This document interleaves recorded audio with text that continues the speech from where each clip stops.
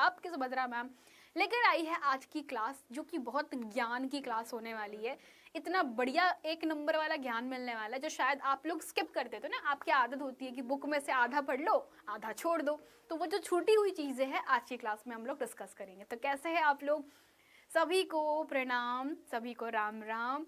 कैसे हो? Good evening and good evening to everyone. हाँ जी, चलिए बताइए मुझे। पिछली क्लास का याद है या भूल गए? मैंने कुछ होमवर्क भी दिया था आप लोगों को, रिमेंबर और नॉट? ठीक है, हाँ हाँ बोलो बोलो। और बाकी सारे बच्चों को अभी वेट कर लेते हैं, थोड़ी देर में बाकी सारे स्टूडेंट्स आ जाएंगे और फिर क्लास को चालू करते हैं आज की। यस,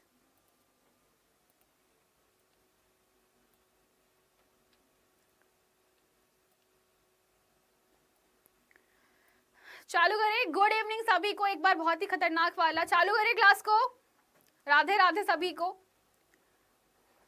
हाँ जी, क्लास को शेयर कौन करेगा? फटाफट से क्लास को शेयर करिए, क्लास को लाइक भी कीजिए। अगर आप लोग चैनल पर बिल्कुल नए नए हैं तो चैनल को सब्सक्राइब करना ना भूलिएगा। तो आज की क्लास है बहुत ही खास, क्योंकि आज हम अम्ल और क्षार का झगड़ा खत्म करने वाले। अब झगड़ा खत्म करने वाले मतलब क्या है कि भाई ये दोनों हमेशा किच किच लड़ते रहते। हमको पता है ना बात कि अम्ल और क्षार की आपस में नहीं बनती, दोनों ही अपोजिट्स है। बट आज हम लोग इनकी सिमिलैरिटीज के बारे में बात करेंगे कि यार ये जितने अलग होते हैं उतनी ही इनमें सिमिलैरिटीज भी है, और वो सिमिलैरिटीज क्या है उनको देखने के लिए पहले क्लास को शेयर करना बहुत जरूरी है। आप लोग क्लास शेयर नहीं करोगे तो यार क्लास चालू नहीं करेंगे आज। हाँ जी, गुड इवनिंग सभी को। Good evening and good evening. ठीक है, यस, चालू करें क्लास को। और जैसे मैंने आप लोगों को प्रॉमिस किया था, वन शॉट क्लास 10th का बहुत जल्दी ड्रॉप करूंगी मैं। Class 10th Hindi medium chapter number 1 रासायनिक अभिक्रियाएं और समीकरण। मुझे एक चीज और आप लोगों से जाननी है, कितने बच्चों को रासायनिक समीकरणों को संतुलित करने में दिक्कत होती है? चलिए बताइए। एक आपसे प्रश्न पूछना था मुझे कि कितने विद्यार्थी ऐसे हैं जिनको रासायनिक समीकरणों को संतुलित करने में बहुत ज्यादा परेशानी दिक्कत होती है। उन बच्चों के लिए भी एक स्पेशल क्लास आने वाले टाइम पर आएगी। जैसे ही ये चैप्टर खत्म होगा हम लोग स्पेसिफिक क्लासेस करने वाले। मैं पहले ही बता देती हूँ ताकि कोई कंफ्यूज ना हो बच्चों। हमारे आगे आने वाले टाइम पर हम 2 से 3 चीजें करने वाले। द फर्स्ट पार्ट हम लोग कवर अप करने वाले हैं कि संतुलित कैसे किया जाता है। संतुलित समीकरण, मुझे पता है बहुत सारे बच्चे परेशान रहते हैं। हम सभी संतुलित समीकरणों को देखेंगे जो एग्जाम में आते हैं। ठीक है, मेरी वॉइस कम आ रही है, जोर से बोलूं? वॉइस काफी कम आ रही है क्या? मैं जोर से बोलूं? जल्दी बताइए, है ना? सबको दिक्कत होती है ना? हाँ, तो सबसे पहले हम लोग संतुलित समीकरण करने वाले हैं। फिर जब अगली क्लास होगी तो सबको बता देती हूँ वन शॉट रिवीजन करने वाले हैं चैप्टर 1 का। ठीक है, ये बहुत ज्यादा इंपॉर्टेंट है। वन शॉट रिवीजन जहां पर हम पूरे के पूरे चैप्टर नंबर 1 को शुरू से लेकर आखिरी तक के एक एक कोना कोना अंडरस्टैंड करेंगे बेटा। जहां पर दिक्कत होती है, जहां पर आप कंफ्यूज होते हो, मैं सारे पॉइंटर्स आपको बताऊंगी। इसके बाद में हम बेटा फिर वन शॉट करेंगे चैप्टर नंबर 3 का। ऑफ कोर्स चैप्टर नंबर 1 का करने वाले हैं, फिर हम लोग वन शॉट करेंगे चैप्टर नंबर 2 का। दोनों ही करेंगे, ठीक है?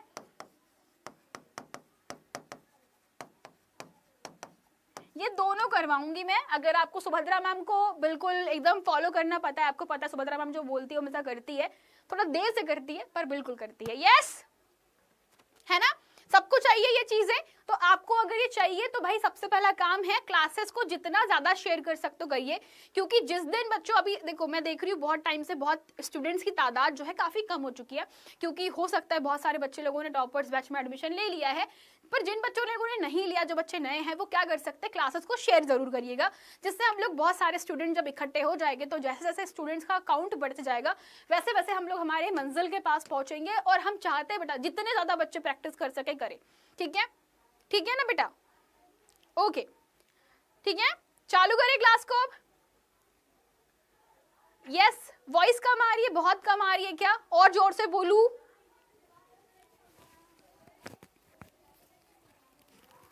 वॉइस कम आ रही है क्या?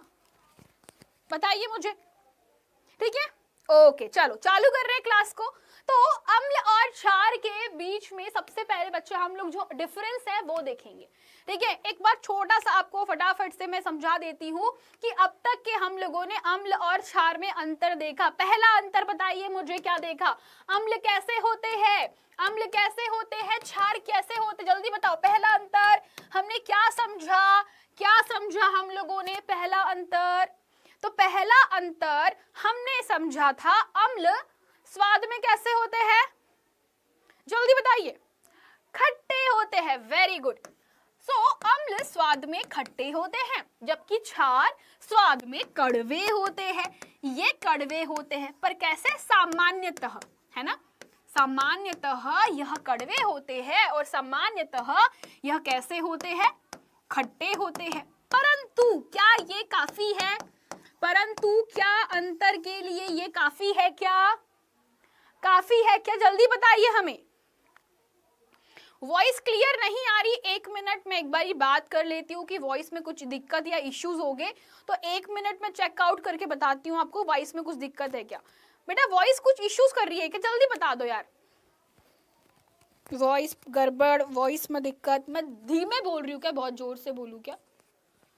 अरे यार तुम लोग बोल नहीं रहे हो। वॉइस वॉइस वॉइस वॉइस आ रही है कि नहीं आ रही है? माइक को और ऊपर लगाओ पास में। अब तो आ रही। थम्स अप दो मुझे पहले, फटाफट से थम्स अप दे। हाँ, कड़वे क्षार होते हैं। तो अब फटाफट से देखते हैं कि अम्ल और क्षार में डिफरेंस क्या होता है। तो पहला जो अम्ल का गुण है वो है धातुओं से अभिक्रिया करना। सबसे पहला केमिकल डिफरेंस हम लोगों ने समझा था कि जब भी आपके अम्ल के भी किसी भी टाइप से किसी धातु के साथ में रिएक्ट करेंगे तो क्या करते हैं, और किसी अधातु से रिएक्शन करेंगे तो क्या करते हैं। मैंने आपको ये एक्सप्लेन किया था और ये इंपॉर्टेंट टर्म है। ये चार्ट को अपनी कॉपी में छाप लेना, रिवीजन के टाइम पे बहुत काम आएगा। जब रिवीजन करोगे ये चार्ट आप लोगों के लिए स्पेशल मैंने प्रिपेयर किया है ताकि आपको अम्ल और क्षार का चैप्टर बेटा उंगलियों पे, ऐसे उंगलियों पे याद रहे, ठीक है? चलिए तो बात करते हैं अम्लों की। जब धातु से रिएक्शन करती है तो यहाँ हाइड्रोजन गैस निकलती है और लवण का निर्माण करता है। इतना पता है ना हमको, ठीक है? तो ये पहला अंतर है। दूसरी चीज क्या होती है, क्या क्षार धातुओं से रिएक्शन करते हैं? नहीं करते। सामान्यतः क्षार रिएक्शन नहीं करते, परंतु जिंक और एल्यूमिनियम करते हैं क्योंकि ये धातु उभयधर्मी कहलाती है। दूसरा पॉइंट, पानी में घोलने पर क्या मिलता है हमें? जल में अम्लों को घोलने पर किस चीज की प्राप्ति होती है? जल्दी बताइए, जल्दी बताइए। जब हम अम्लों को जल में घोलते हैं तो हमें प्राप्ति होती है हाइड्रोजन आयन की। H+ आयन मुक्त होते हैं। जबकि हम क्षार को जल में घोलते हैं हमें क्या मिलेगा? हाइड्रोक्सी आयन मिलेगा, है ना? यहां मिलता है हाइड्रोक्सी आयन, मिलता है ना? OH negative, very good. और जब बात करते हैं pH मान की तो 0 से लेकर 7 के बीच में क्या होता है? pH मान होता है। 0 के पास में प्रबल अम्ल होते हैं, है ना? और 7 के पास में दुर्बल अम्ल होते हैं। याद है किसी को? Very good. 7 से अधिक होता है क्षारकों का pH मान। फिर हमने समझा लिटमस परीक्षण। लिटमस परीक्षण करने पर अम्ल जो होते हैं नीले लिटमस को कैसे कर देते हैं? लाल कर देते हैं। बहुत बढ़िया। अम्ल नीले लिटमस पेपर को लाल कर देते हैं, जबकि हमें पता है क्षार नीले लिटमस से कोई रिएक्शन नहीं करते लेकिन लाल लिटमस को नीला जरूर कर देते हैं। छलनी याद आया किसी को? छलनी याद आया किसी को? छलनी ट्रिक है याद रखने की। ये क्या है ट्रिक इसकी? अनिल, किसी को याद है? भूल गए सारे बच्चे, भूल गए? याद है? अनिल और छलनी दोनों ट्रिक याद है आप लोगों को? बहुत बढ़िया। लाल लिटमस में कोई चेंजेस नहीं करते हैं अम्ल, तो ये ट्रिक्स आपको याद रखनी है ना। अ से अम्ल, न से नीला, ल से लाल। अम्ल नीले लिटमस को लाल कर देते हैं। छलनी का मतलब क्या है? क्षार लाल लिटमस को नीला कर देते हैं। फिर बात करते हैं धात्विक ऑक्साइडों से अभिक्रिया। जो धात्विक ऑक्साइड होते हैं वे क्षारीय होते हैं। तो हमें पता है कि अगर कोई भी क्षारीय पदार्थ की अम्ल से अभिक्रिया होगी तो यहाँ लवण और जल बनेगा, परंतु क्षार धात्विक ऑक्साइडों से अभिक्रिया नहीं करते एक्सेप्ट एल्यूमिनियम का ऑक्साइड एंड जिंक का ऑक्साइड। ऑफ कोर्स अपवाद तो रहेंगे ही, अधात्विक ऑक्साइड से सामान्यतः अम्ल अभिक्रिया नहीं करते, कुछ करते भी है, लेकिन यहाँ पर बच्चा क्षार लवण और जल का निर्माण करते हैं। तो ये हम लोगों ने अब तक के अंतर ही अंतर देखे हैं। इसमें किसी को डाउट है? हमको पता है अम्ल अलग होते हैं, क्षार अलग होते हैं, इसमें किसी को शक है? ये हम अब तक पढ़ चुके हैं, जिसको मैंने एक चार्ट में उतार दिया, ठीक है। तो इसको बोलते हैं शॉर्ट नोट्स। इन्हें क्या कहा जाता है बेटा? इसे कहा, देखो पूरी चैप्टर हमने 4 लेक्चर को छोटे से पार्ट में ओवरव्यू कर लिया। इसको बोलते हैं ट्रिक टू रिमेंबर, या आप इसको अपनी कॉपी में लिख लीजिए, चैप्टर नंबर 2 को याद करने की ट्रिक्स। तो ये पूरा अब तक जो पढ़ा है वो मैंने आपको सिर्फ एक पन्ने पे उतार के दे दिया। ये आप याद कर लोगे, आपको ऑटोमेटिकली पूरा चैप्टर याद रहेगा बेटा, एग्जाम तक याद रहेगा, ठीक है। बस फिर आपको केमिकल रिएक्शंस लिख के देखनी पड़ेगी, दैट्स इट। इतना क्लियर सबको? स्क्रीनशॉट लेना है ले लो एक बारी, ठीक है। स्क्रीनशॉट लेना है, यू कैन लाइक ले सकते हो, स्क्रीनशॉट ले लो फटाफट से, स्क्रीनशॉट ले लो फटाफट, ठीक है। चलिए, सो अब हम बात कर रहे थे अंतर की, तो अंतर स्पष्ट है सबको, सब लोगों ने यहाँ पे स्क्रीनशॉट ले लिया, वेरी गुड। तो ये थे अंतर, परंतु अब हमें देखना है समानताएं। अब हमें क्या देखना है? हमें देखना है समानताएं। तो समानताएं देखने के पहले एक छोटा सा क्वेश्चन है बेटा आपसे।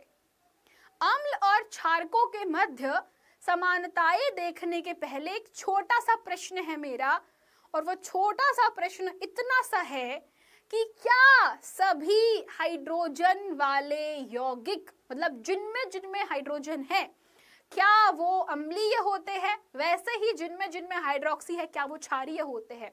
तो इसका उत्तर होता है नहीं।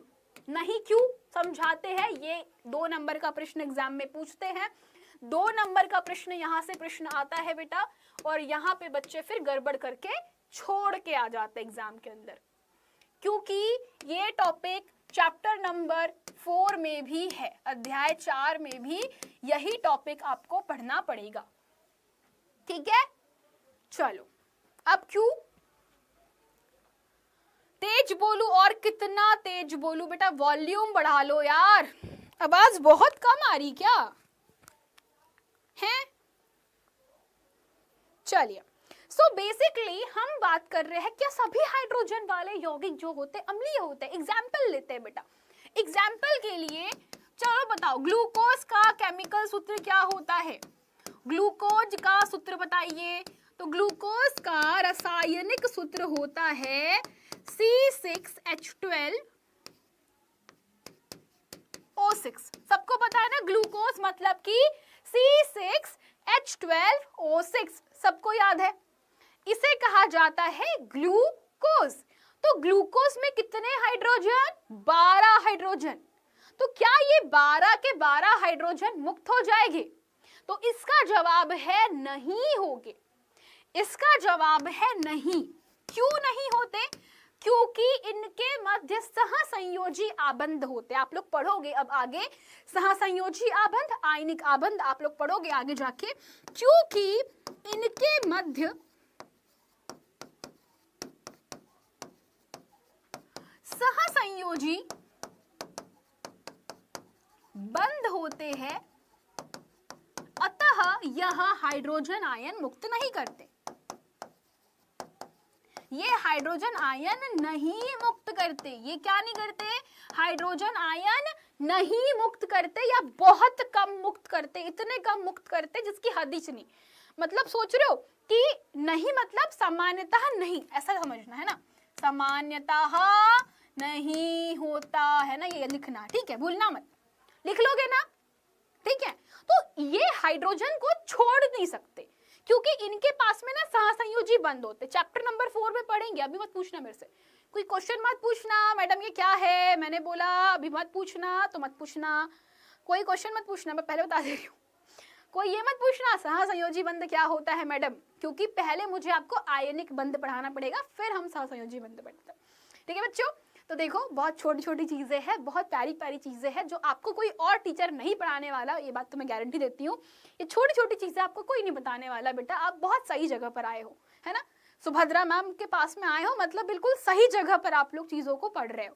तो बेटा क्या बोला आप लोगों को कि जैसे ग्लूकोज, ग्लूकोज में क्या होता है, हाइड्रोजन होते हैं, परंतु ये मुक्त नहीं कर पाते।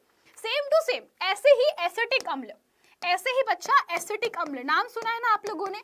एसिटिक अम्ल को हम लोग दुर्बल अम्ल के नाम से जानते। क्या कहा जाता है इसे? इसे कहा जाता है ये दुर्बल अम्ल है। ये दुर्बल अम्ल क्यों होता है? इसका केमिकल फॉर्मूला होता है CH3COOH। देखो यहाँ पर भी 3 और 1 4 हाइड्रोजन है, लेकिन बेटा ये हाइड्रोजन पानी में बहुत कम मुक्त होते हैं, अतः यह दुर्बल होता है। यानी कि यहाँ पर भी हाइड्रोजन आयन अच्छे से मुक्त हो रहे हैं क्या? जल्दी बताओ, क्या हाइड्रोजन आयन मुक्त हो रहे? बहुत कम मात्रा में होते हैं, अतः जितने कम हाइड्रोजन आयन, इसका मतलब क्या होगा? जल्दी बताइए, जल्दी बताइए मुझे। हाँ जी ma'am, what is catalyst? Catalyst जो कि पार्टिसिपेट नहीं करते लेकिन रिएक्शन को इंपैक्ट डालते, चैप्टर नंबर 1 में पढ़ चुके बेटा, है ना।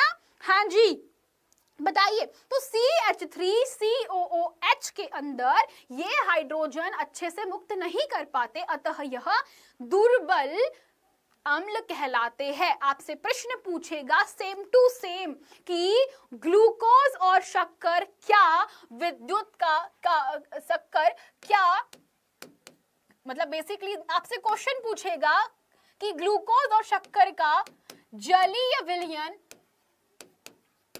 विद्युत चालन कर सकता है। ये क्वेश्चन पूछेगा, ये क्वेश्चन पूछेगा तो आप लोग जवाब दोगे क्या? जल्दी बताइए, कर सकते हो क्या? क्या ग्लूकोज और शक्कर का जलीय विलयन बताइए विद्युत चालन कर सकता है कि नहीं कर सकता है? ये क्वेश्चन एग्जाम में 100% किसी न किसी के सेट में आएगा और ये बहुत दिमाग वाला क्वेश्चन है बेटा। क्योंकि जिसको पता है विद्युत चालन कैसे होता है, जिस बच्चे को पता है कि विद्युत चालन कैसे होता है, उसके लिए तो चुटकी का खेल है। पर जिस बच्चे को पता ही नहीं है कि मैडम इनका पानी में घुलना, है ना, जिस बच्चे को नहीं पता कि मैडम ये पानी में घुलकर विद्युत का चालन करता है, अरे भाई करंट लगता है, तुम लोग को करंट लगता है ना। कई बार ऐसा होता है कि जो बारिश का पानी होता है, बोलते हैं ना कि कभी भी इलेक्ट्रिसिटी को मत छुओ पानी के साथ में। क्यों बोलते हैं? क्योंकि पानी में करंट बहता है, पानी में करंट बहता है। तो पानी में करंट कैसे बह रहा है? क्योंकि पानी के अंदर अशुद्धियां होती है। अरे करंट क्यों लगता है? शुद्ध पानी से करंट नहीं लगता, याद रखना। अगर कोई भी आपको शुद्ध H2O दे तो शुद्ध H2O से कभी करंट नहीं लगता, क्योंकि शुद्ध H2O कभी भी विद्युत का चालन नहीं करता, ये विद्युत का कुचालक होता है।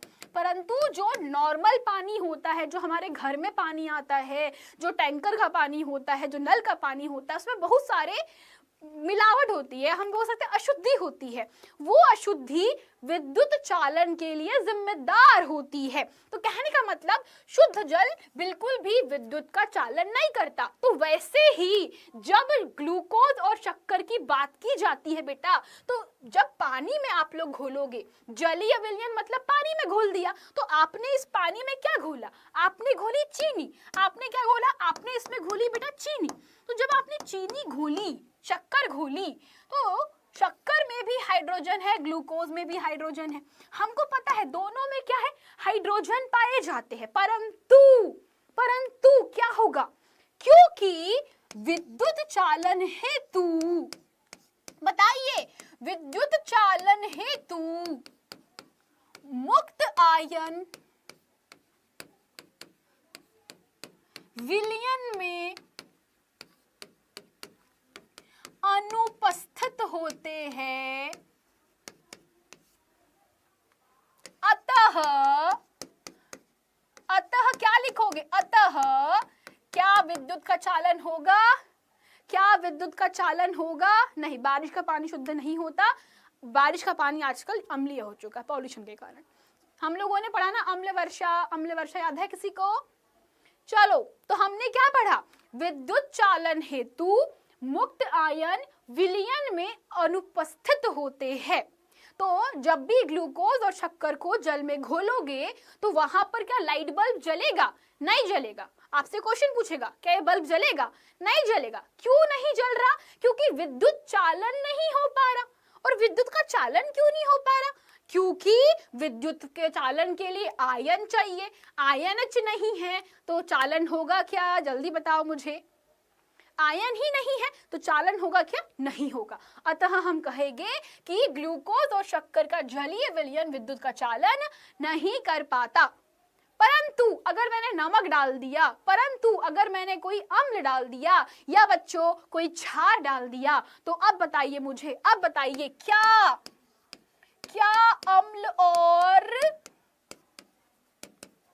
क्षार का जलीय विलयन, चलो जल्दी बताइए मुझे, हाँ या ना? क्या अम्ल और क्षार का जलीय विलयन विद्युत का चालन करता है? क्वेश्चन मेरा, चलो बच्चों, बहुत प्यारा क्वेश्चन है, सभी बच्चे लोग जवाब देंगे हाँ या ना, हाँ या ना, जल्दी, हाँ जी ना जी, हाँ जी ना जी। ऑफ कोर्स हाँ करता है। क्यों करता है भाई? हम सभी जानते हैं अम्लों के अंदर मुक्त आयन होते हैं जो कि जल में घुलकर हाइड्रोजन आयन को मुक्त करता है। अम्ल पानी में घुलकर, अम्ल क्या करता है? अम्ल पानी में घुलकर हाइड्रोजन आयन मुक्त करता है। वैसे ही जो क्षार है वह जल में घुलकर क्या करने वाला है? हाइड्रोक्सी आयन को मुक्त करता है। देखो दोनों में सिमिलैरिटीज क्या है? यह हाइड्रोजन आयन छोड़ेगा, यह हाइड्रोक्सी आयन छोड़ रहा है, मतलब दोनों ही पानी में क्या करते हैं? आयनित हो जाते हैं। ये क्या कर रहे हैं? आयन को छोड़ रहे हैं। तो ये आयनित कर दे रहे पानी को क्या कर दे रहे? आयनित कर दे रहे ना बेटा। तो यहाँ पे दोनों में क्या हो रहा है? आयन्स मुक्त हो गए। दोनों में क्या आ गए? ये आयन्स को मुक्त कर रहे, फ्री आयन्स है, यहाँ पर मुक्त आयन है। तो इनके कारण जब इलेक्ट्रिसिटी को फ्लो करवाया जाता है, तो बेटा आपके किताब में एक चैप्टर है इलेक्ट्रिसिटी, फिजिक्स में एक अध्याय है विद्युत, फिजिक्स में पढ़ोगे आप लोग, तो उसकी परिभाषा ही यही होती है कि जब जब आपके इलेक्ट्रॉन प्रवाह होते हैं तो उसकी दर को ही हम विद्युत कहते हैं। तो ये बेटा विद्युत धारा आपकी भौतिकी का आपको रुचि में पढ़ाएंगी आगे, तो वो वहां पर बताया गया है कि जब जब आपके पास में इलेक्ट्रॉन फ्लो हो पाते हैं तब तक के इलेक्ट्रिसिटी होगी, नहीं तो नहीं होगी। मतलब कि हमें किसकी आवश्यकता है? मुक्त आयनों की, जहां पे इलेक्ट्रॉन घूम सके। तो अभी देखो जैसे ही हम लोगों ने यहाँ पर कास्टिक सोडा या अम्ल को पानी में डाला, अब देखना ये बल्ब जल जाएगा। देखो बल्ब जल गया। ये पूरा गिफ को बहुत अच्छे से देखिए, GIF को देखिए सब बच्चे। ये आपको बता रहा है कि अम्ल और क्षार को जैसे ही आप लोग जल में घोलते हो तो यहाँ पर इस पानी में विद्युत का चालन होता है और आपका बल्ब जल जाता है। मतलब क्या हुआ? सभी लोग देखिए, आपने लगाई बैटरी लगाई पानी में, 2 प्लेट रखी है। अगर यहाँ पर सादा पानी है तो क्या विद्युत धारा बह रही है? पहले नहीं बह रही। जैसे ही आपने कास्टिक सोडा का पाउडर डाला, आपने अम्ल या क्षार की कुछ बूंदे डाल दी इसके अंदर, है ना, 2-4 बूंदे डाल दी, तो 2-4 बूंदे डालते से ही यहाँ पर हाइड्रोजन आयन, हाइड्रोक्सी आयन जो भी है मुक्त हो गए और आपके विद्युत के चालन हेतु आयन मिल गए बाबा। और फिर क्या होगा? यहाँ पर पॉजिटिव टू नेगेटिव आपकी इलेक्ट्रिसिटी फ्लो होगी। इस तरीके से समझ गए सब बच्चे? सारे बच्चे समझ गए इस चीज को? एक्सपेरिमेंट करिए, करके दिखाएंगे आप लोगों को शॉर्ट्स में। शॉर्ट्स अभी बना रही हूँ बच्चा, इन प्रोसेस है, आपको हर चीज का शॉर्ट दिखाऊंगी ना। तो ये है आपका नॉर्मल सिंपल सा एक्सपेरिमेंट जिसमें क्या हो रहा है? हम लोग चालकता देख रहे हैं, यानी कि अम्ल और क्षार के जलीय विलयन कैसे होते हैं। इससे क्या निष्कर्ष निकाला? इससे पहला समानता क्या निकाली? पहली समानता आप लोगों ने निकाली, पहली समानता क्या निकाली? अम्ल और क्षार के जलीय विलयन कैसे होते हैं? जल्दी बताइए। विद्युत के कैसे होते हैं? सुचालक होते हैं। तो हम लोगों ने पहली सिमिलैरिटीज क्या देखी, अम्ल और क्षार विद्युत के सुचालक होते हैं, इसमें किसी को शक? तो ये पहली समानता हम लोगों ने लिख ली, समझ ली। अब हम लोग समझते हैं दूसरी चीजें। तो बेटा अब हम बात करेंगे अम्ल और क्षार का पानी के साथ में व्यवहार कैसा है। अब तक हम अम्ल और क्षार को पानी में डाल रहे थे, सब लोग सुनना। अभी तक हमने क्या किया, अम्ल और क्षार को पानी में डाला ना, सब लोग देखो। लेकिन हमने पानी में डाल के कभी ऑब्जर्व नहीं किया कि पानी के साथ में अम्ल और क्षार कैसा व्यवहार दर्शाते हैं। अभी तक हम लोगों ने देखा क्या कि अम्ल और क्षार का पानी के साथ में व्यवहार कैसा है? क्या किसी ने ऑब्जर्व किया कि अम्ल और क्षार पानी से कैसे बिहेव कर रहे? नहीं ऑब्जर्व किया। क्यों नहीं किया? क्योंकि मैडम आपने जो पढ़ाया हम वो ही पढ़ रहे थे। तो ये होता है बेटा साइंस। साइंस में छोटी छोटी चीजों को हमें ध्यान रखना होता है कि हम लोग बोल रहे हैं जलीय विलयन, तो हम ये भी देखते हैं कि पानी के साथ में ये कैसे पेश आ रहे है ना। यही करते हो आप लोग, गलती यही करते हो। आप कभी टीचर से क्रॉस क्वेश्चन नहीं करते। आपको टीचर जो बताता है आप लोग पढ़ते चले जाते हो। आपको पूछना चाहिए मैम ऐसा क्यों हुआ, ये ऐसा काहे को होता। जब आप ऐसे स्टूडेंट बन जाओगे ना, तब आप लोगों को साइंस में और मजे आएंगे। आपने बताया नहीं था, अरे तो मैंने बताया नहीं था, आपने पूछा ही नहीं मुझसे, वो तो मैं बता रही हूँ यहाँ पर फिर से, है ना। यहाँ तो वापस से मैं बता रही हूँ। चलो तो आगे बढ़े। हमारे दोस्त के जैसा व्यवहार करते, ना ना ना ना ना ना, इनका व्यवहार बहुत ही विचित्र होता है, समझिएगा। अब हम लोग अम्लों का व्यवहार और किसका, क्षारकों का व्यवहार समझेंगे। बहुत तगड़ी चीज बता रही हूँ, इसको बिल्कुल नोट कर लीजिएगा। और जब प्रयोगशाला में प्रयोग करिएगा तो इन सभी सावधानियों का ध्यान रखिएगा, क्योंकि अब हम जो पढ़ रहे हैं थोड़ा सा भयंकर पढ़ रहे हैं। भयंकर पढ़ रहे मतलब क्या पढ़ रहे, चलो बताते हैं। तो भयंकर पढ़ रहे का तात्पर्य यह है कि अम्ल और क्षारकों में एक बहुत ही कॉमन चीज होती है कि अम्ल और क्षार, अम्ल बोलो या क्षार बोलिए, दोनों ही जल में घुलने के बाद क्या करते हैं, आयनों में मुक्त हो जाते हैं। ये हम लोगों ने देखा ना कि चाहे अम्ल रहे चाहे क्षार रहे, वे अपने आयनों में मुक्त हो जाते। इसमें किसी को शक है बेटा? बताइए। लव यू टू बच्चों, लव यू टू, बताइए हमें। एक बात बताओ, अम्ल और क्षार अगर आयन के रूप में मुक्त हो रहे हैं तो कुछ रिएक्शन तो हो रही होगी ना यहाँ पे भी। अरे कुछ ना कुछ रिएक्शन यहाँ पर भी कुछ ना कुछ तो हो रहा होगा। तो वही कुछ ना कुछ को हमें पढ़ना है। तो जब आप लोग अम्ल की बात करते हो ना, एक एग्जाम्पल लेते बेटा, एक एग्जाम्पल लेते। हम लोग क्या लिख देते हैं, इतने बजे पता नहीं क्यों नेटवर्क हमेशा चला जाता है। ये मेरी क्लास में ही होता है लगता है मुझे। और मुझे ये भी पता था कि जैसे ही मैं कंप्लेन करने के लिए मोबाइल फोन खोलूंगी ना, वैसे ही नेटवर्क आ जाएगा। देख रहे हो तुम नेटवर्क को, तुम देख रहे हो नेटवर्क को। जैसे ही मैंने बोला कि काम करती हूँ, कंप्लेन कर देती हूँ कि नेटवर्क नहीं आ रहा और फोटो खींच के भेजूंगी, उतनी देर में नेटवर्क भी आ गया। ये होता है सुभद्रा मैम की क्लास में, ऐसा मत करो। चलो बाकी सारे बच्चे आ चुके हैं। Yes yes I know that, है ना। हाँ हाँ मैम, हमको हिंदी भी पढ़नी नहीं आती, हम टॉप कैसे करें? बेटा अगर आपको हिंदी भी नहीं पढ़नी आती, मैं आपसे पहले यही बोलूंगी कि आप थोड़ा पढ़ना सीखिए। अगर आप लोग 4 घंटे पढ़ते हो तो बेटा आप 4 की जगह 12 घंटे पढ़िए। अपने आप को पहले समझना सिखाइए कि किस तरीके से हम किसी भी शब्द के ऊपर कंट्रोल करते हैं। आप लिखना सीखिए, उसके बाद आप जो पढ़ाया जा रहा है वो तो आप कर ही लोगे। मैं समझा रही हूँ, मुझे इस बात का विश्वास है कि मैं आपको बहुत अच्छे से समझा रही हूँ, और इस बात की भी गारंटी दे रही हूँ कि जो समझाया है वो अच्छे से लिख कर भी आओगे। लेकिन अगर आप लोग यहाँ पे गलती कर रहे हो कि आपको लिखने नहीं आ रहा, आप लोग समझ नहीं पा रहे हो, तो बेटा वहाँ पे आपके नंबर कटने ही कटने हैं, ठीक है।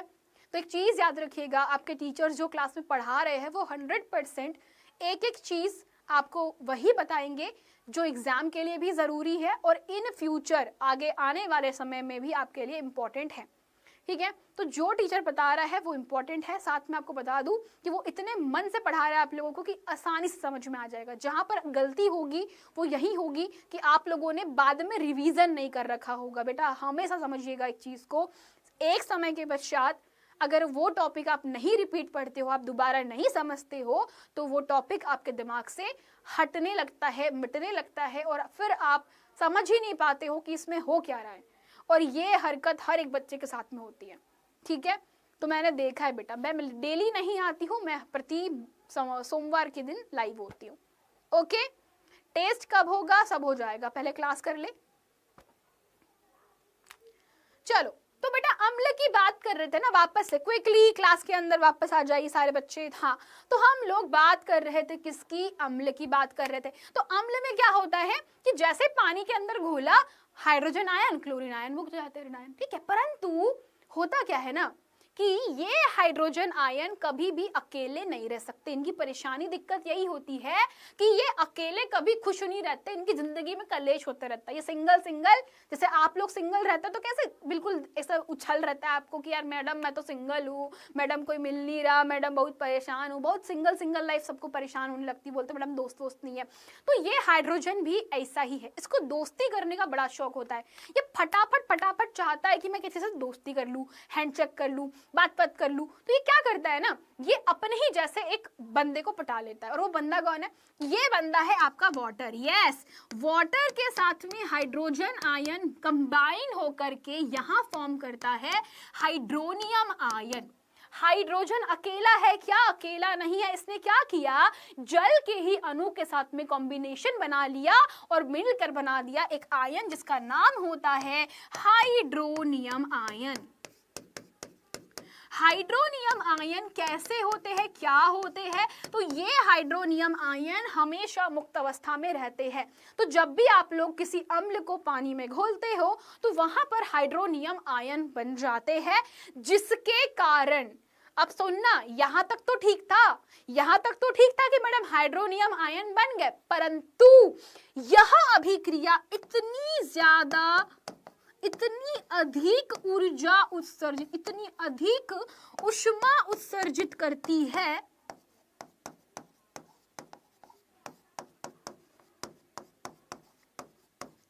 कि जिस बर्तन में अभिक्रिया हो रही है या कांच के बर्तन टूट जाते हैं, बर्तनों में ब्लास्ट हो जाता है।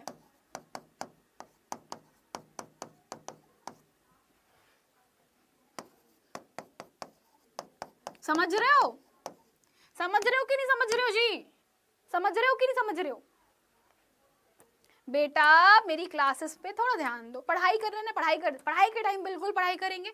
मैंने कितनी बार कहा है कि आप लोगों के लिए एक स्पेशल सेशन रखा जाएगा जिसमें हम क्या समझेंगे, आओ सखी बातें कर लो, आओ सखा बातें कर लो। वैसे खैर मेरी क्लास में तो बच्चे, लड़कियां कम मतलब बातें करती है, लड़के बहुत बात करते। भाई क्या ऐसा कुछ शिफ्ट हो रही है जनरेशन, पहले के टाइम पे लड़कियां बहुत बात करती थी, हम लड़कियों को बदनाम कर रखे थे कि लड़कियां जहाँ रहती चिकड़ चिकड़ करते रहती है। लेकिन अब लड़के बदनाम हो गए, लग रहा है मुझे आने वाले टाइम पर कि अब लड़के बात कर रहे, लड़कियां शांत रहेंगी। ऐसा कुछ हो रहा है क्या, ऐसा कुछ हो रहा है क्या, बताओ। मैडम प्रैंक करो, क्या प्रैंक करूं मैं, मेरी Instagram ID Subhadra MD47। Ma'am चुगली करो, किसकी करना है बताओ, चलो बताओ। हाँ जी, अरे यार आओ सखी बातें करो, चलो बातें करना है कि तुमको मेरे से चुगली करना है, बताओ बताओ। नहीं ना, बहुत बढ़िया।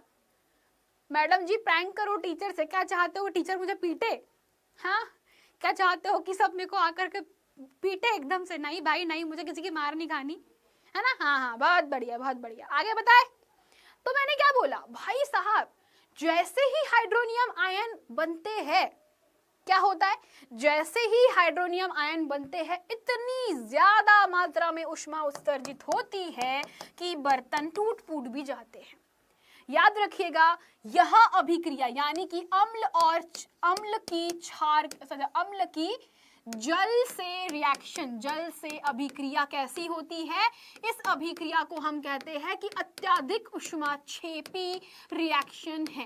कैसी होती है, अत्यधिक ऊष्माक्षेपी होती है। तभी बच्चों आप लोगों ने सुना होगा कि कभी भी अम्ल में जल को ना मिलाए।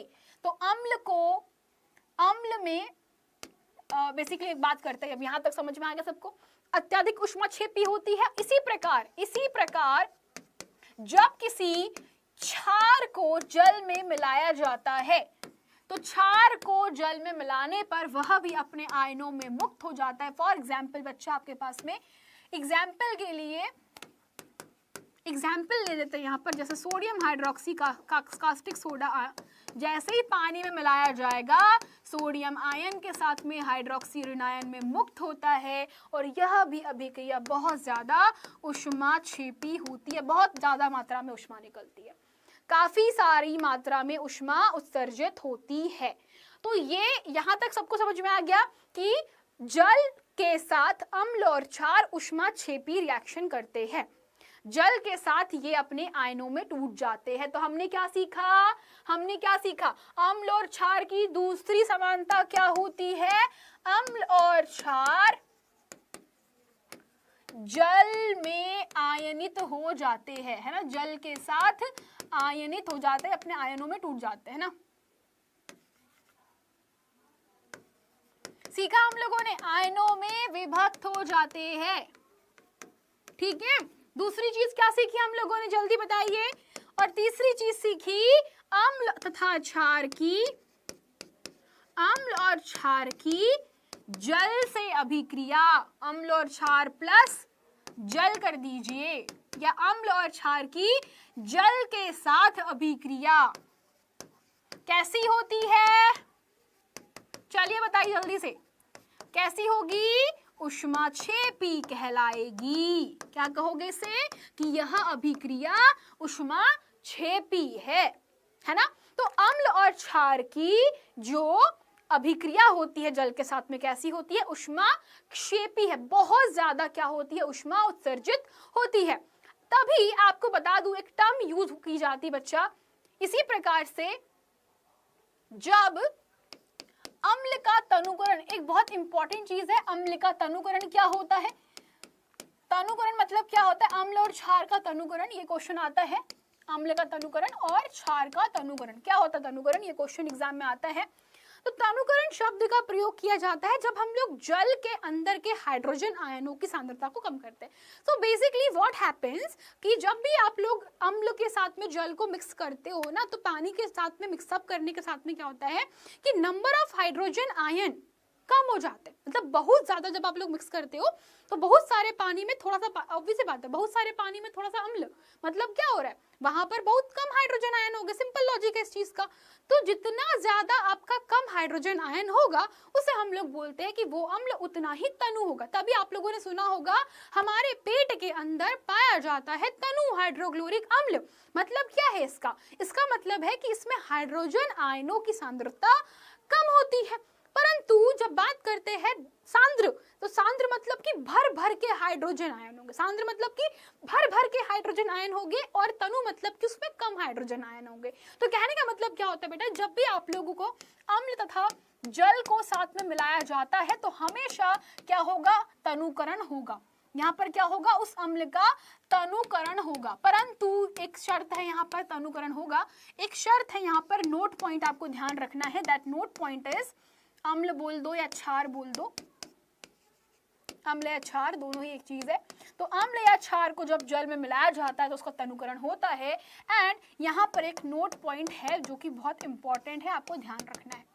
और वो नोट पॉइंट क्या है सबको बता दूं कि बताइए, प्रश्न है कि अम्ल में जल मिलाना चाहिए या फिर जल में अम्ल मिलाना चाहिए, ये कोई क्वेश्चन का जवाब दीजिए। जब आप लोग तनुकरण करते हो तो तनुकरण के समय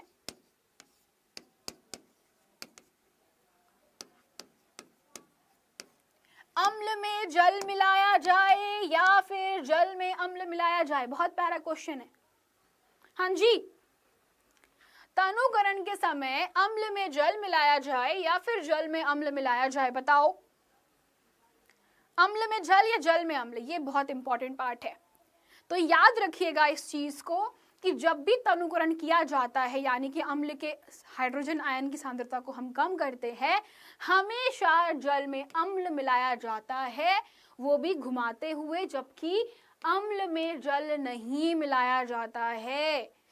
ये याद रखिएगा, कभी भी अम्ल में जल मत मिलाना। यहाँ पे देखो, यहाँ पे समझो, तुम्हारे पास में एक भरनी है, भरनी में क्या रखा है, हाइड्रोक्लोरिक अम्ल रखा हुआ है, और वो भी कैसा, सांद्र।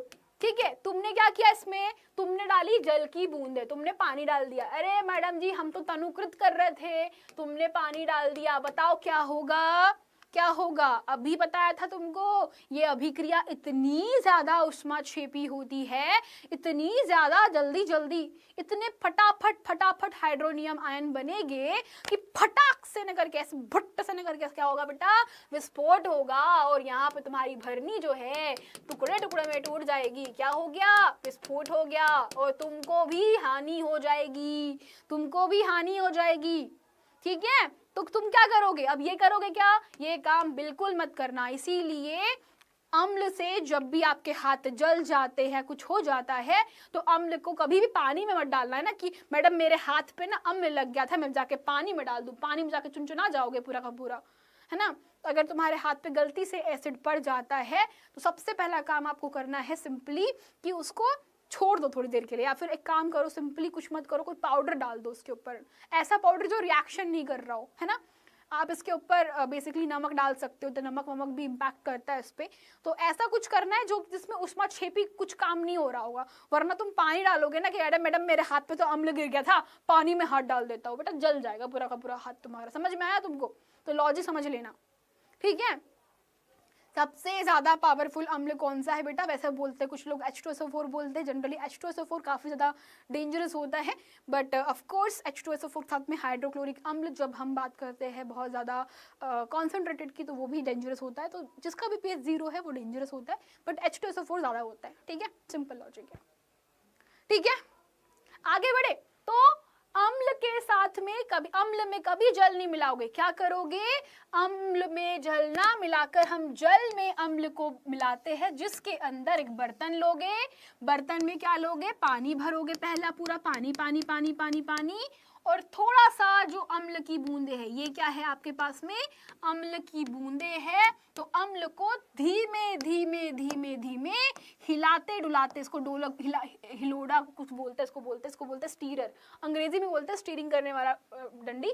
तो ये डंडी होती है ना, कांच की डंडी होती है, कांच की रॉड होती है, उससे आप लोग क्या करोगे, इसको ऐसे ऐसे ऐसे विलोडित करोगे, है ना, विलोडक बोलते हैं इसको। ठीक है, तो आप ऐसे ऐसे घुमाओगे, थोड़ा सा अम्ल डालोगे, ऐसे ऐसे पानी में घुमाओगे, थोड़ा सा अम्ल डालोगे, पानी में घुमाओगे, क्या हुआ, यहाँ पर हुआ ऐसा कि तुमने अम्ल डाला, उष्मा उत्पन्न हुई, है ना, तुमने अम्ल डाला, ढेर सारी उष्मा उत्पन्न हुई, फिर तुमने हिला दिया, तो पानी का जो टेम्परेचर था, पानी का जो तापमान था, उसके कारण जो उष्मा है वो डिस्ट्रीब्यूट हो गई और विस्फोट नहीं हुआ। फिर तुमने अम्ल डाला, फटाफट फटाफट हिला दिया, फिर क्या हुआ, जो उष्मा उत्सर्जित हुई थी वो पानी के तापमान के कारण कम हो गई, डाउन हो गई, फिर तुमने अम्ल डाला, वापस से हिला दिया। तो इस तरीके से हिलोरे मार मार के आपको क्या करना है, अम्ल को तनुकृत करना है। ठीक है, कर लोगे, वेरी गुड। एक और क्वेश्चन है बच्चा, अम्ल और क्षारकों की प्रबलता, ये इसके पहले एक टॉपिक और पढ़ाना है आप लोगों को मुझे, और वो टॉपिक है क्या जल के बिना, या ऐसा लिख दीजिए, इसको ऐसे भी बोल सकती हूं कि अम्ल और क्षार जल के बिना आयनित हो सकते हैं।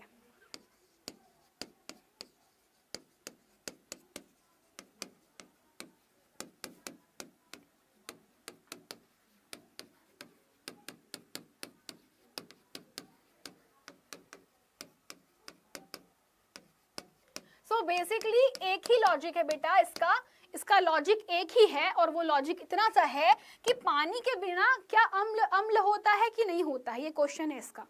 अगर आपके पास में कोई अम्ल है तो वो जल में ही अम्ल होगा या फिर बिना जल के भी अम्ल हो सकता है। फॉर एग्जाम्पल, अगर आपसे मैं पूछूं, एक प्रश्न पूछूं कि मान लीजिए आपके पास में सोडियम हाइड्रोक्साइड रखा हुआ है सूखा, अगर आपके पास में रखी हुई है हाइड्रोक्लोरिक गैस, है ना, गैस, वो भी कैसी, सूखी गैस, तो सूखी हाइड्रोक्लोरिक गैस, सूखा सोडियम हाइड्रोक्साइड, क्या यह अम्ल और क्षार के गुण को दर्शाएगा, क्या ये दोनों अम्ल और क्षार के गुण को दर्शाएंगे, बताइएगा, है ना, ये आपको बताना है।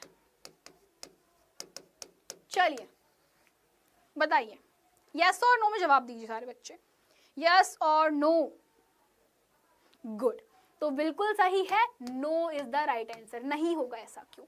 ऐसा क्यों नहीं होगा? इसके लिए हमें एक परीक्षण करना होता है और ये परीक्षण कहलाता है हाइड्रोक्लोरिक गैस का लिटमस परीक्षण, है ना। इसे कहा जाता है हाइड्रोक्लोरिक गैस का लिटमस परीक्षण और यह बच्चों एग्जाम में पूछा जाता है। हाइड्रोक्लोरिक गैस का लिटमस परीक्षण, यह इसके ऊपर 3 स्टार डाल दीजिएगा। जैसे बताया था आपको मैंने, आईएमपी, वेरी वेरी आईएमपी होता है ये। इसमें क्या होगा कि हाइड्रोक्लोरिक गैस का जो लिटमस परीक्षण किया जाता है, इसमें आपके हाइड्रोक्लोरिक गैस को हम सूखा लिटमस पेपर और गीले लिटमस पेपर से क्या करते हैं, परीक्षण करते हैं। तो एक छोटा सा प्रैक्टिकल करते हैं बेटा, एक छोटा सा परीक्षण है, तो वो प्रैक्टिकल है आपके पास में। और वो प्रैक्टिकल बस इतना सा होता है कि जब आप लोग किसी परखनली के अंदर, मान लीजिए परखनली है आपके पास में, परखनली में क्या रखा हुआ है आपने, नमक भर के रखा हुआ है, NaCl बेसिकली, परखनली में है नमक, और आपने क्या किया, इस परखनली को ढक दिया। ढको मत, अभी पहले काम करो, इसमें डालो सिंपल सा H2SO4। तो जब आप इस परखनली में डालते हो H2SO4, यहाँ होगी रिएक्शन, रिएक्शन होती है नमक की H2SO4 के साथ में, दोनों में आयन्स है, तो क्या होगा, आयनों की अदला बदली होगी, आपको मिलेगी हाइड्रोक्लोरिक गैस और Na2SO4 मिलता है। ठीक है, तो यहाँ पर हमें किसका परीक्षण करना है, हाइड्रोक्लोरिक गैस का परीक्षण करना। सभी लोग देखिएगा, हमें परीक्षण करना है हाइड्रोक्लोरिक गैस का। ठीक है, तो जब नमक के साथ में H2SO4 गैस को डाला जाता है तो हाइड्रोक्लोरिक गैस जो है वो मुक्त होती है, और जब हाइड्रोक्लोरिक गैस मुक्त होती है तो उसको हम पकड़ लेंगे। हम क्या करेंगे, एक ढक्कन से, कॉर्क से बंद कर देंगे इसको। तो कॉर्क से बंद करने के बाद इसमें डालोगे एक पाइप, और पाइप से जो निकली हुई हाइड्रोक्लोरिक गैस है उसे हम लोग एक छोटे से CaCl2 कैल्शियम क्लोराइड के एक छोटी सी छलनी से गुजारेंगे, जो कि क्या करता है, मॉइस्चर यानी कि नमी को सोख लेता है। ये नमी को सोखता है, इसका प्रयोग करेंगे। ठीक है, ये नमी को सोख लेता है। तो इससे क्या होगा कि जो यहाँ से मुक्त हुई हाइड्रोक्लोरिक गैस है, यहाँ से जो HCl गैस मुक्त हुई है ना इस परीक्षण के अंदर, तो इस परीक्षण से जो हाइड्रोक्लोरिक गैस मुक्त हुई है उसकी पूरी नमी इस बेटा इस जो एक बेसिकली यहाँ से जाएगा, तो कैल्शियम क्लोराइड के ट्यूब से जब गुजारा जाता है, ये ट्यूब है कैल्शियम क्लोराइड का, तो उससे गुजारने पर हाइड्रोक्लोरिक गैस सूख जाती है। तो यहाँ हमें मिलती है सूखी हाइड्रोक्लोरिक गैस।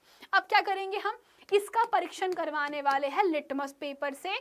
तो हम लोग लेकर आएंगे नीला लिटमस पेपर, और नीला लिटमस कैसा होगा, एक होगा सूखा और एक होगा आपके पास में गीला लिटमस पेपर। ये परीक्षण करने का उद्देश्य बता देती हूँ कि जब हम लोग हाइड्रोक्लोरिक गैस की बात कर रहे बेटा, तो आपसे मैंने जो प्रश्न पूछा था कि बताइए हाइड्रोक्लोरिक गैस जो है वह अम्लीय है या क्षारकीय है। तो अगर आपको जानना है तो उसके लिए बच्चा एक बहुत लॉजिकल चीज है कि क्या नमी के बिना यानी सूखी हाइड्रोक्लोरिक गैस अम्ल होगी या क्षार होगी, तो इसका जवाब है नहीं होगी। वो ना ही अम्ल होगी ना ही क्षार होगी, वो कुछ नहीं होगी। तो बेसिकली इसका जो नेचर है, जब तक आप पानी में नहीं घोलोगे तब तक पता नहीं चलता है। तो हम लोग यहाँ पर सूखा लिटमस परीक्षण करेंगे और गीला लिटमस परीक्षण करेंगे। तो यहाँ क्या होगा, तो बच्चों जब आप लोग सूखा लिटमस परीक्षण कर रहे थे, है ना, तो जब आप लोगों ने यहाँ पर सूखा लिटमस गैस का परीक्षण किया, तो बेसिकली जब सूखा लिटमस था, है ना, सूखा नीला लिटमस, नीला सूखा लिटमस, तो क्या हाइड्रोक्लोरिक गैस ने रंग बदला? नहीं बदला। तो जब हाइड्रोक्लोरिक गैस को हम लोगों ने सूखे लिटमस से गुजारा तो यहाँ पर कोई परिवर्तन नहीं हुआ, यानी सुभद्रा मैडम बोली कि क्या हुआ, नो चेंज हुआ, कोई भी परिवर्तन नहीं हुआ, कोई परिवर्तन हुआ नहीं हुआ। परंतु जैसे ही इसको हमने गीले और नीले लिटमस पेपर से गुजारा, तो गीला नीला लिटमस जो है इसने क्या किया, इसके पास में है पानी। अब गीला लिटमस मतलब कि क्या है इसके पास में, इसके पास में है पानी, यानी कि H2O है भाई इसके पास में। तो हाइड्रोक्लोरिक गैस को नमी मिल गई, क्या मिल गया, पानी मिल गया। तो जैसे ही हाइड्रोक्लोरिक सूखी गैस को हम लोगों ने गुजारा गीले लिटमस के पत्र से, तो वहां पर उसने नीले लिटमस को कर दिया लाल लाल। ये कैसा हो गया, रंग बदलकर हो गया लाल। इससे क्या प्रूफ हुआ, तो इससे सिद्ध होता है कि कोई भी यौगिक बिना जलीय विलयन के ना ही वो अम्ल होगा ना ही वो क्षार होगा। यानी कि अगर हाइड्रोक्लोरिक गैस या फिर कोई भी यौगिक हो, अगर आप लोग उसको पानी में नहीं घोल रहे हो ना, तो ना ही वो अम्लीय प्रकृति दर्शाता है ना ही वो क्षार की प्रकृति दर्शाएगा। सिंपल बात है, वो अपनी प्रकृति दर्शाएगा ही नहीं, क्योंकि हमें उनकी अम्लीय या क्षारकीय प्रकृति के लिए पहले पानी में घोलना पड़ेगा। समझ में आ गया सबको चीजें, हमें क्या करना पड़ेगा, उनको पानी में घोलना पड़ेगा। तो ये हमारी शर्त है कि क्या अम्ल और क्षार जल के बिना आयनित हो सकते हैं, इसका उत्तर है नहीं हो सकते। ओके, क्या नहीं हो सकते, नहीं हो सकते। क्लियर, ठीक है बेटा। लाल लिटमस पेपर अम्ल से चेंजेस नहीं दर्शाता है, कितनी बार बताओ, वो पहले से लाल है तो कितना लाल होगा बताओ मेरे को। लाल लिटमस पेपर अम्लों के साथ में कोई भी कलर बदलते नहीं है, इसलिए लाल लिटमस लेने की आवश्यकता ही नहीं है। क्या यार, दिमाग यूज करो कभी कभी तुम लोग मेरी क्लास के अंदर, ठीक है। Is it okay? किसी को डाउट होगा तो नहीं, जल्दी बताइए मुझे। किसी को शक, परेशानी, चिंता? छोड़ दूं क्लास? चलो अब बात करें, अब बात कर सकते भाई, है ना। तो आओ सखा सखियों, अब बातें कर सकते हैं हम लोग, कर ले बातें।